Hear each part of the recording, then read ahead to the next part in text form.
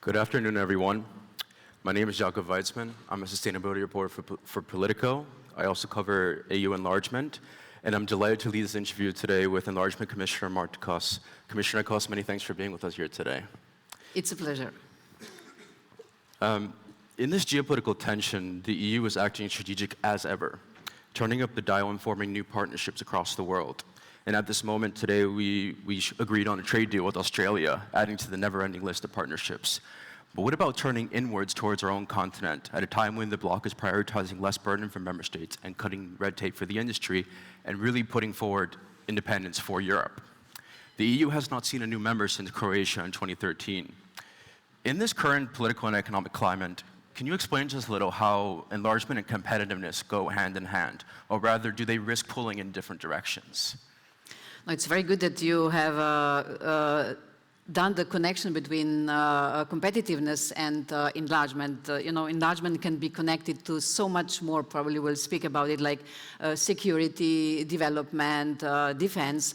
But speaking about competitiveness, we just have to look back in the history how the enlargement processes in the past have been successful. Just one case, for instance, when in '91, Ukrainian GDP per capita has been higher than in Poland. And, Poland has tripled its GDP since being a member of the EU. But it didn't happen just like this. So the formula or the pattern we actually cherish through the enlargement process is, first, you need peace. This is important. Then you have to do the reforms or making a legal basis, or I call this legal certainties, to attract the investments. And only if this is once there, if, for instance, we are now seeing in the connectivity agenda through Armenia, Azerbaijan, Turkey, the investors will only come, but also, in Ukraine, if they will be first able to earn the money, and if their investments will be safe. So coming back to the enlargement, and this is the process which has been proven excellent, helping the newcomers or new member states to develop, but also giving the opportunity for the existing member states to expand and to develop. And you mentioned that the peace has to be there first. And when it comes to Ukraine especially, their accession is framed also as a geopolitical necessity, but it's also an economic one. They're aiming to join the EU in 2027, and they see it also as a bargaining chip in any potential peace deal with Russia. From defense production to its vast agricultural sector to its abundance of critical raw materials and access to the Black Sea, how central is Ukraine to this competitiveness agenda? And is Brussels ready to fast-track integration to match that? No, I think everybody in this room knows that it is impossible that Ukraine would become a member of the EU January the 1st, 27. But I can also understand why President Zelensky was saying this date. He knows that in the near future, Ukraine will not be able to become a member of NATO. So he's looking for security guarantees. And this is what EU membership is for Ukraine, as is also for any other candidate country. So it is a security guarantee for Ukraine. So from this point of view, I understand him, and this is when I was saying and I'm claiming that we should do something with our methodology, which is really made for peace times, for the times when countries have enough time to do the reforms. Economically, indeed, if we do the enlargement with all the countries right now leaving Turkey outside, it would be around 55 to 60 million people. Meaning it is a huge market for the present member states. But of course, Ukraine has something more. Ukraine has shown us now during this war that it is full of innovation, that it is capable, in a relatively small time to develop new weapons. Just look at the drone production, or now helping, the countries in the Middle East to backing or fighting the drones. And of course, rare materials, and big and huge opportunity to invest. So we have to do it right. So Ukraine has to do the reforms. We are supporting them. And then, once I was talking to some economist from Germany, and he said, Okay, then we could have a new Wirtschaftswunder, so economic miracle once we will have peace in Ukraine. And when we talk about committing to reform, the EU is also rethinking its own reforms. I want to talk a little bit about the situation now on the EU's two-tier proposal, or reverse enlargement, where the candidates would join with safeguards and limited membership at first, such as being deprived of their veto rights upon entry.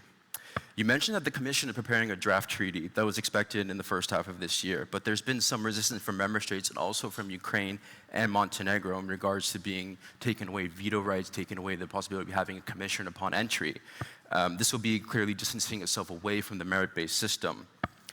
I'm wondering now, do you see this as still a viable option, or has it become dead on arrival?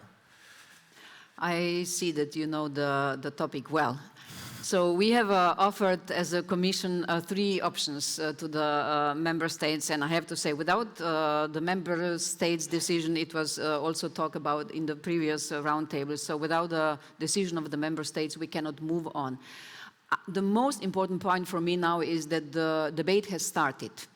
So it is clear. So the 3 options have been status quo, then is enhance gradual integration, and the first, we don't call it reversed membership, but we call it enhanced integration or membership.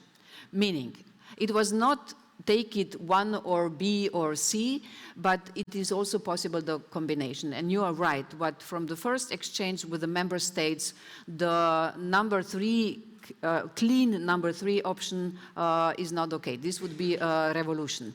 But number 1 option, status quo, is also not the option. I'm very happy about this. So we will go probably, but now we are debating into the direction, how can we make the process faster in the sense of enhanced gradual integration. We know the principle of gradual integration even now, but on the smaller scale, like into the SEPA or roaming in the energy sector and so on. But enhanced gradual integration would mean if the country will be able to integrate in a specific policy of the European Union, will we then be willing to give some rights already on the way to the European Union without being a member yet? And some leaders of EU candidate countries have even floated the idea of economic integration. Recently, Prime Minister of Albania, Edi Rama, and President of Serbia, Aleksandar Vučić, they made a proposal similar to what your team is drafting up. They also wrote in the op-ed that it's high time that the EU recognizes that the Western Balkans represent a new front line for investment in the EU's strength. What Albania and Serbia are proposing, early economic integration without full political rights, as in joining the Schengen and the EU's internal market. Could this be the future of enlargement between the status quo and the limited membership? Or is this a red line for the EU as well? If I'm a bit humorous, I don't know if those leaders, one of them for sure knows, if both of them know how much you have to deliver if you want to be a part of Schengen or a common market. So there are really a lot of reforms, especially on the rule of law. We have already this kind of system which is really functioning well. So we will see what the member states, in which direction they will go. But for the time being, we have, for instance, third countries like Norway or Iceland being, or Switzerland, different positions, but they have been a part of Schengen. So they can sit at the council, they can participate, but they have no right to vote. So I think that we should really look what is functioning well already when we speak about the deepening the relations outside of the scope of the membership. And you mentioned Iceland. I want to ask you, because of course Iceland is preparing for the referendum, whether they want to join the EU at the end of August this year. How much confidence do you have in this vote, and what will come afterwards? I mean, do you think that Iceland will leapfrog all of the other candidate countries? Do you think this might lead to some frustration with Ukraine and the Western Balkans? First, they will have a referendum at the end of August if they come back. So it is not about the EU membership. It is the first step if they come back to the negotiations. And of course, the decision is in the hands of the people of Iceland, but if they will vote yes, we will be ready. And, you know, this is a specific case, and I'm so much motivated with my team getting another candidate country in my portfolio. Why a special case? Iceland is so much integrated already through the EEA that, you know, the common market is there. Schengen, it's there. So the most difficult topics, if I speak about the necessarily reforms or being integrated in the EU, they already are. If we speak about the development of democracy, you know, they are very high. European values, they are very high. So what we would have to do then, if they decide yes, we would have to go through until where we came when they stopped. So officially they have already closed 11 chapters, but based on the old methodology. So this process could really go quick. Back to your question. I don't think that anybody would be angry. I see the opposite, that they would motivate the others to go the faster way. And when you speak of everything being there already for Iceland to be able to join the EU, I want to touch back on the topic of the country that's first in line knocking on the door of joining our bloc, which is Montenegro. You recently spoke with President Milatovic today. You know, they are the ones that are determined to join the EU in 2028. Do you believe that they're still on track, political ambition aside, but truly looking at the chapters in benchmark they're yet to close, especially on rule of law and democracy? I mean, of course, Milatovic mentioned it's going to be very difficult to close 20 chapters within 10 months. I wonder, you know, what is your impression from today's conversation? Yeah. I have noticed in last months, you know, we speak more and more about the possible dates for different countries. You know, the accession process cannot work with a calendar. I would love to see this, you know, it would say, okay, if you deliver until the 31st of December, then you will get this and so on.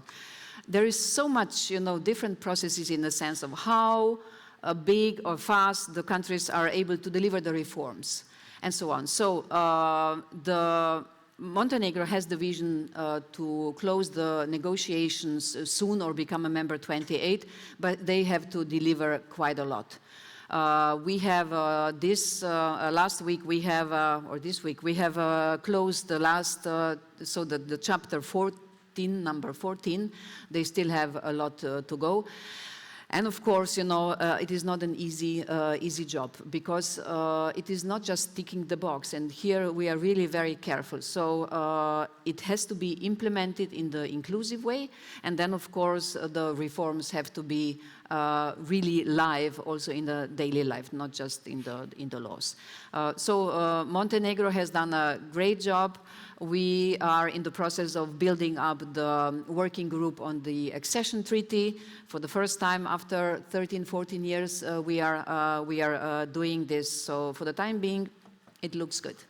And you mentioned the ticking of boxes is, of course, Montenegro. Milatovic has given criticism to his own politicians about how fast they're setting the course and delivering these transposition of EU rules. I'm wondering if, because of course Brussels is essentially helping them as well through this and providing guidance. And you recently did the same for Ukraine and Moldova as well. I'm wondering how much can the EU provide to this process instead of rather sitting back and seeing how the countries reform themselves in their own regard?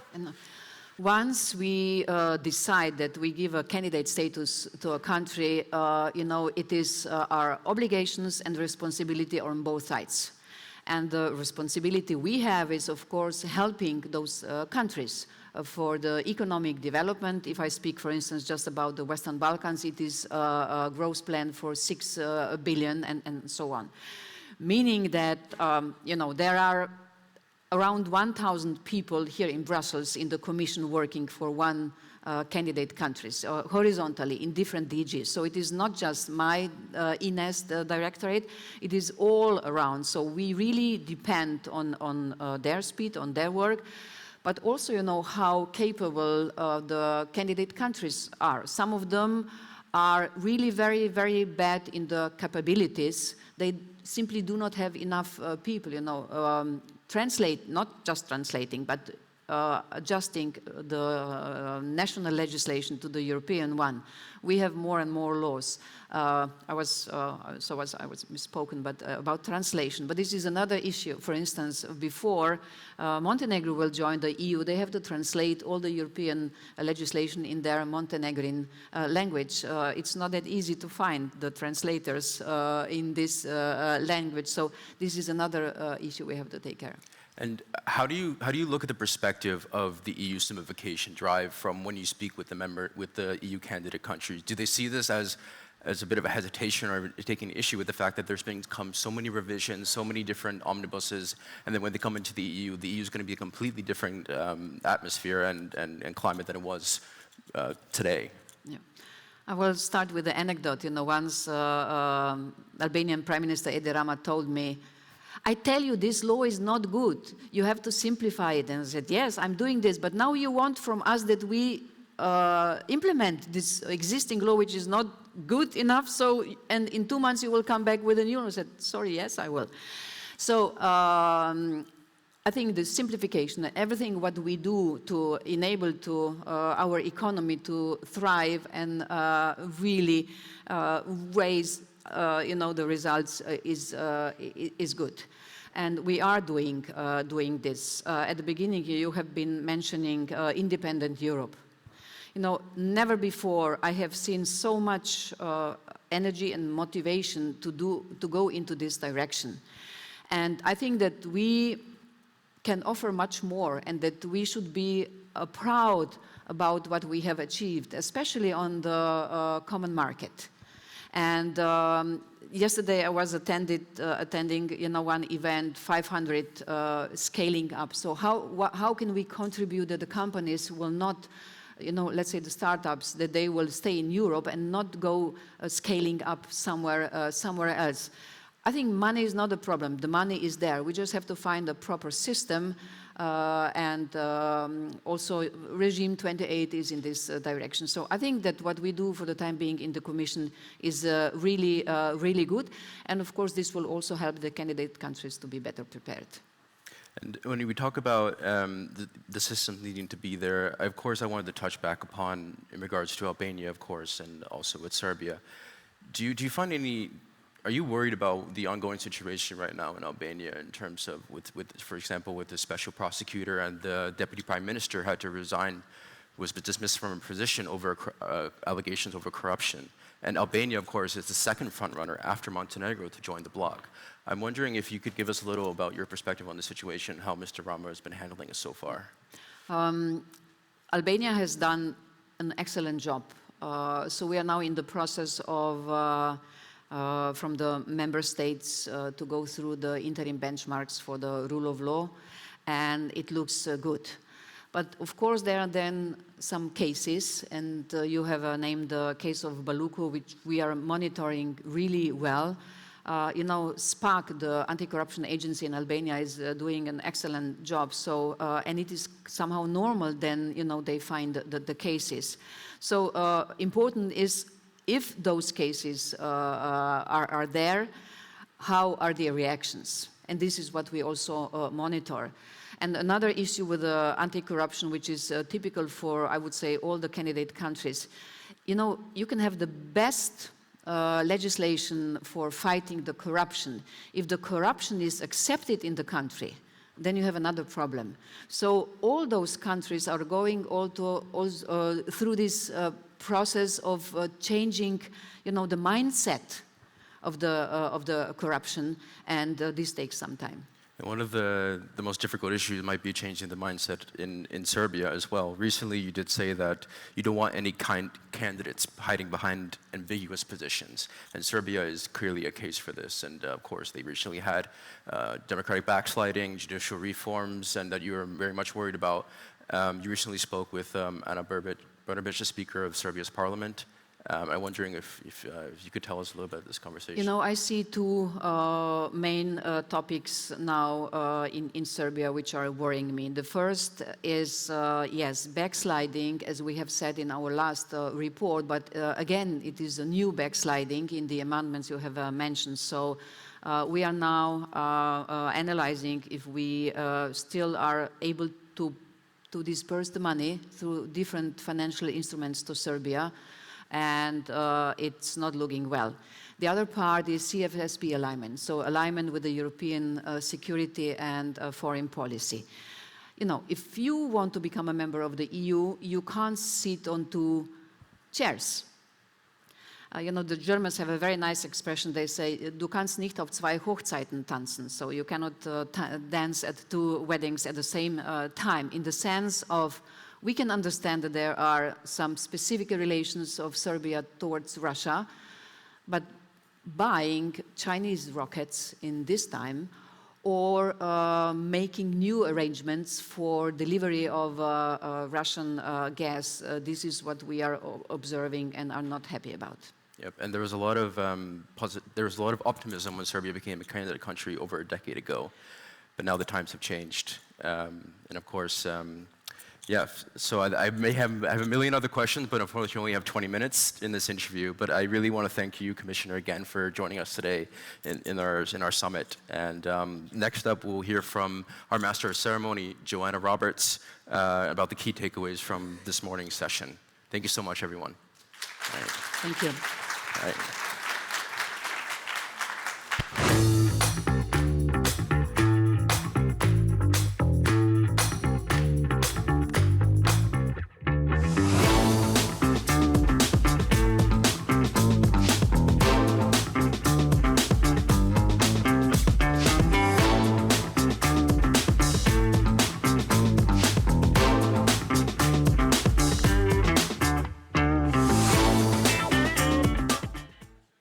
Thank you very much to the Commissioner, and thank you, Jakob, and everyone who's attending this summit, both online and in person.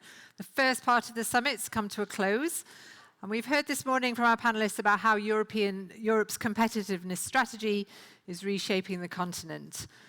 We heard from business leaders that they want simplification to become sexy, and instead to talk about cost-cutting, but also there was a warning that policymakers should be wary of taking too much leadership from business on some of the wider issues affecting the continent.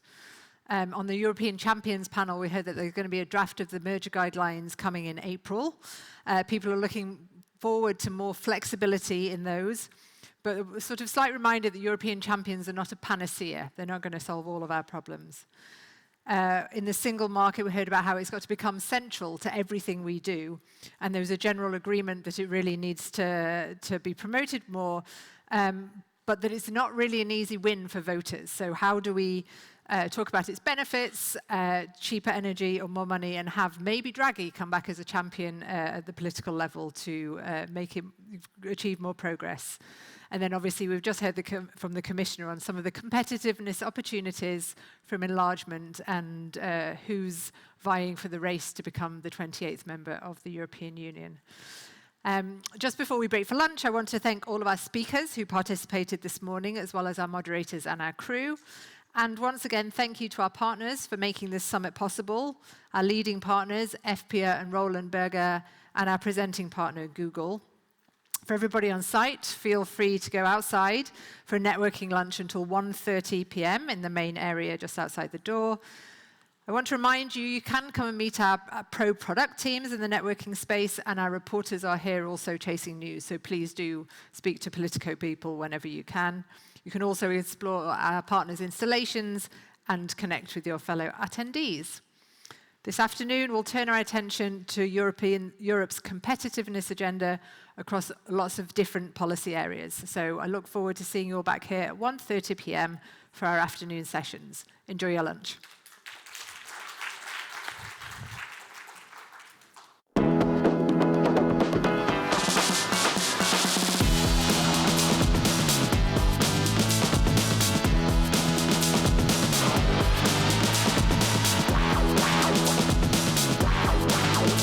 Are united in diversity. We are very heterogeneous in our opinion. We do live in our open democracies. Discussion is all open and loud, and I'm not for that.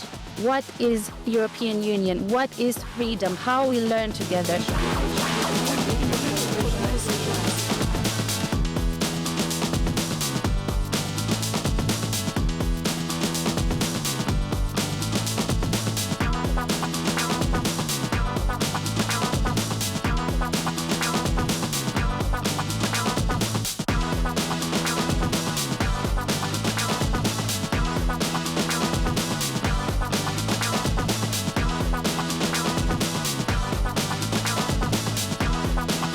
The obvious question is, what is the EU doing? What is our plan?